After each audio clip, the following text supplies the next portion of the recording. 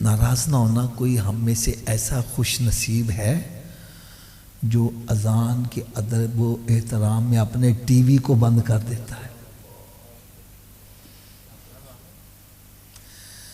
ایک بندہ مجھے کہنے لگا حافظ صاحب مجھے آپ کی بات سمجھ آ گئی ہے، قرآن پاک جو افضل ذکر ہے اذان کے ادب و احترام میں اس کو رکوا دیا ہے، تو گانے باجے یہ فلمیں ڈرامے تو ویسے ہی ناجائز ہیں، اذان کے دوران ان کا جاری رہنا یہ تو بہت ہی غلط بات ہے۔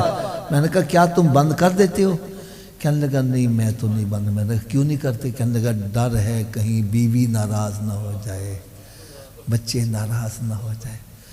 میں نے کہا بیوی بچوں کی ناراضگی کا بڑا ڈر ہے اور سرکار کی ناراضگی کا کوئی ڈر نہیں، رب کی ناراضگی کا کوئی ڈر نہیں۔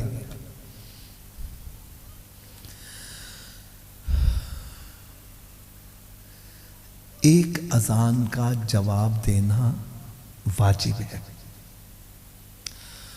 اور ایک بات میری پریکٹیکل آزما کے دیکھیے گا، آپ اذان کا جواب دو، جب حی علی الصلاۃ اور حی علی الفلاح آئے آپ پڑھو لا حول ولا قوت الا باللہ، میری بات آزما لینا، آپ کے اندر خود ایک ذوق پیدا ہوگا کہ میں اٹھ کے مسجد میں چلا جاؤں۔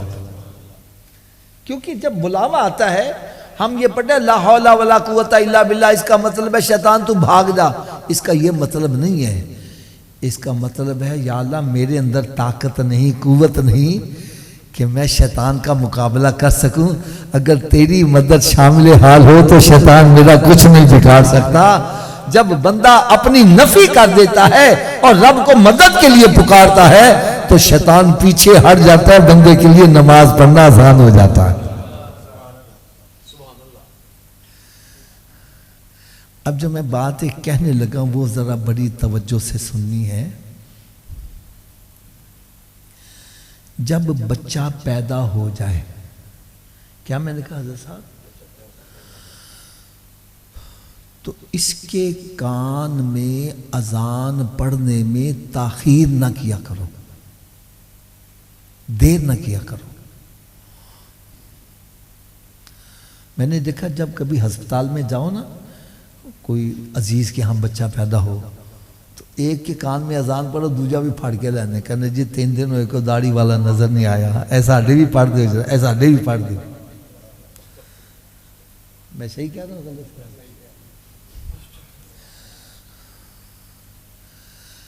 اذان پڑھنے میں تاخیر نہ کرو، یہاں تک کہ اگر کوئی مرد موجود نہیں تو عورت بھی بچے کے کان میں اذان کہہ سکتی ہے۔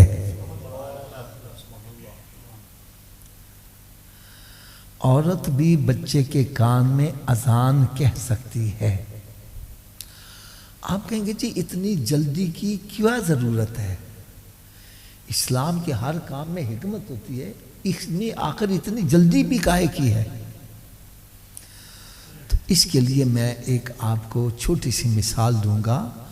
پہلے وقتوں میں مٹی کے برتن استعمال ہوتے تھے، اور مٹی کے برتن استعمال کرنا میرے آقا صلی اللہ علیہ وسلم کی سنت مبارکہ ہے۔ حدیث پاک میں جس گھر کے اندر مٹی کا برتن ہو فرشتے اس گھر کی زیارت کے لیے آتے ہیں۔ تو جو سمجھدار مائیں تھی نا پرانی بوڑھی، وہ پانی کا پیالہ استعمال کرنے سے پہلے اس کو خوشبو والے پانی میں ڈبو دیتی، 1-2 دن ڈوبا رہتا، پھر اس کو نکال کے خشک کرتی، پھر جب اس کو استعمال کرتے جب بھی پانی پیتے تو اس میں خوشبو آتی تھی۔ ایسے ہی ہے نا؟ اب میں جو بات کرنے لگا بڑے غور سے سننی ہے۔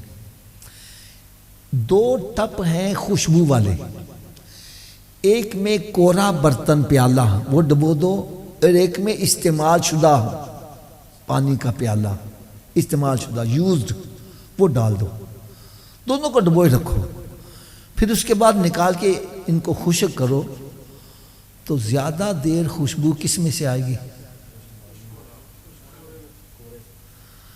اونچی بولو۔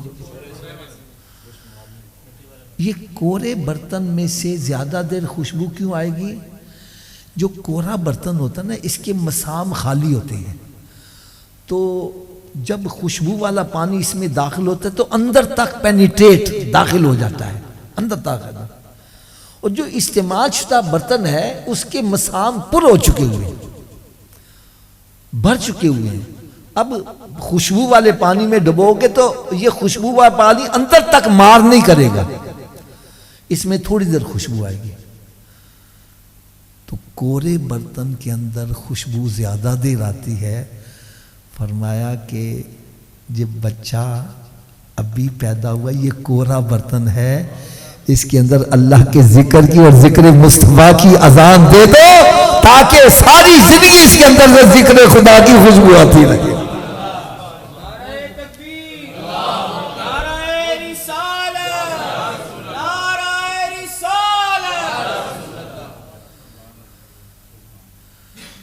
اب اگلی بات سنو، ہمارے بزرگوں کا طریقہ ہے کہ جب کوئی نیا مکان بناتے ہیں تو اس میں محفل میلاد کروا دیتے ہیں، قرآن خوانی کرواتے ہیں، درود پاک۔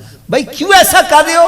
وہ کہتے ہیں جناب یہ کولا برتن ہے، اس کے مسام خالی ہیں، اس کے اندر ذکر مصطفیٰ اندر تک داخل ہوگا تاکہ جب بھی کوئی داخل ہو اس کو ذکر مصطفیٰ کی خوشبو آتی رہے۔